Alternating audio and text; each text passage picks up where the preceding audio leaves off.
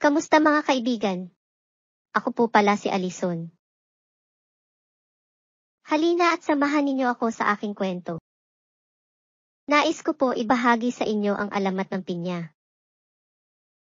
Ang pinya ay manamis-namis at masustansya, pero paano nga ba nagkaroon ng ganitong prutas?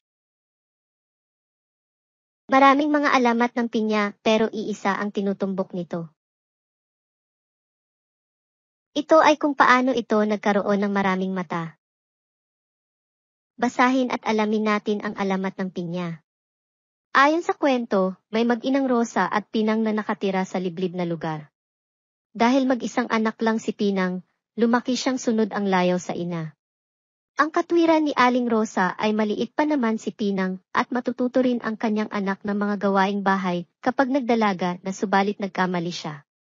Hindi natuto ang kanyang anak. Bagkus, naging tamad ang dalagita.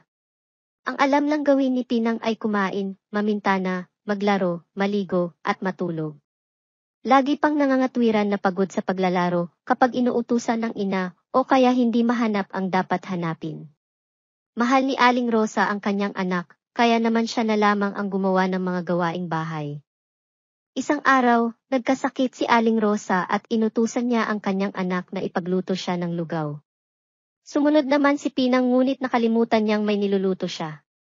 Kaya naman, nasunog ang lugaw.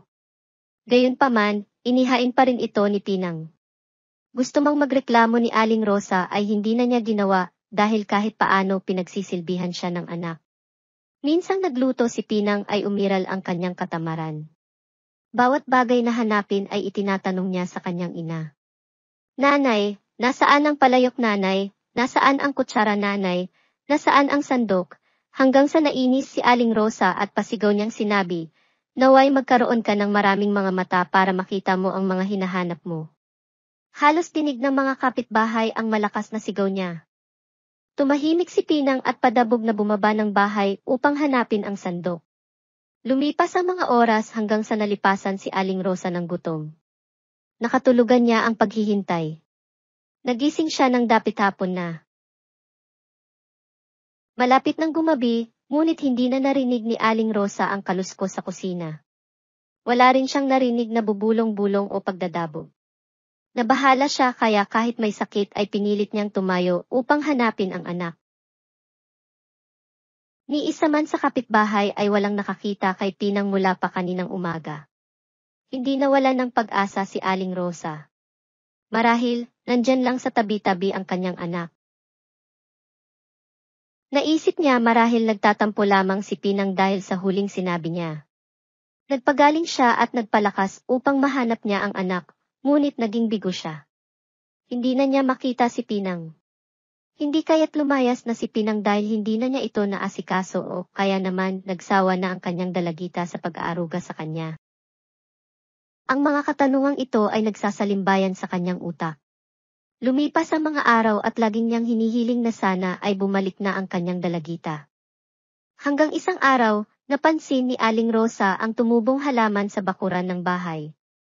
Dahil likas siyang maaruga, araw-araw ay diniligan niya ito hanggang sa namunga ang halaman. Laking gulat niya nang makita ang bunga, hugis ulo ng tao at maraming mga mata. Bigla siyang nalungkot nang maalala ang sinabi niya sa anak. Nagkatotoo ang mga sinabi niya. Tahimik na tumangi si Aling Rosa. Napansin ng mga kapitbahay ang espesyal na pag-aaruga ni Aling Rosa sa halaman. Ang mga kapitbahay na nakarinig ng sagutan nilang mag-ina ng araw na mawala si Pinang ay madalas sabihin, Pinang niya yan. Bilang pag-alala sa anak, pinadami ni Aling Rosa ang tanim at pinamigay ang iba. Bawat pinyang pinamimigay niya, ikinukwento niya kung paano siya nagkaroon ng kakaibang halamang tanim.